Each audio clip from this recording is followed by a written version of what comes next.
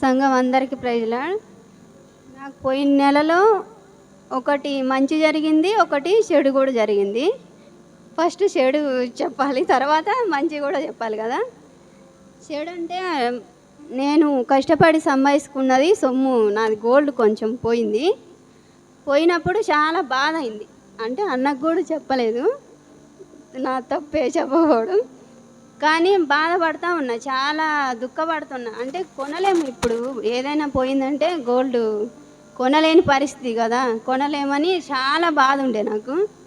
సరే మా చెల్లి అంటది, నేను నార్మల్గా ఉన్నా, బాధ ఉన్నా కూడా పైకి నార్మల్గానే ఉన్నా. మా చెల్లి అంటది, నువ్వు గోల్డ్ పోతే అట్లా ఎందుకుంటావు, నువ్వు నార్మల్గా ఎందుకుంటావు, నీ ఫేస్లో ఫీలింగ్ అనేది కనిపించట్లేదు, నువ్వు బాధపడట్లేదని మా చెల్లి అంటుంది.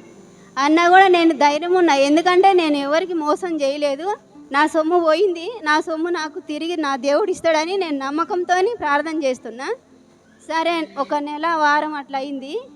సడన్గా ఊరు వెళ్ళినాం. అయితే మా అమ్మకి ఆధార్ కార్డుకి బ్యాంకుకి లింక్ చేసేది ఉండే అని బ్యాంక్ దగ్గర పోతే బ్యాంకులో మా అమ్మ పైసలు చెక్ చేసినాం.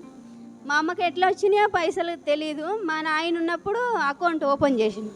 ఆయన చనిపోయి కూడా ఇప్పుడు 16 సంవత్సరాలు అవుతుంది. మా అమ్మ ఎప్పుడు బ్యాంక్ కాడికి పోలేదు, ఆ బ్యాంకులో పైసలు వేయలేదు, తీయలేదు.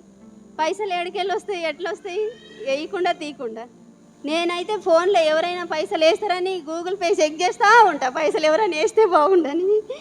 కానీ దేవుడు ఏమో మా అమ్మకి, అంటే నా బాధ చూసి మా అమ్మ అకౌంట్లో పైసలు అకౌంట్ చెక్ చేస్తే 30,000 అకౌంట్లో వచ్చింది.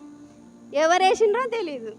నేనేమనుకున్నా, నా గోల్డ్ పోయినందుకు దేవుడు నాకు సహాయం చేసిండు. నేను బాధ చూడలేక, నా బిడ్డ బాధపడుతుందని దేవుడు నా బాధ చూడలేక నాకు పైసలు మా అమ్మ ద్వారాగా దేవుడు ఇచ్చిండని ఈ సాక్ష్యం.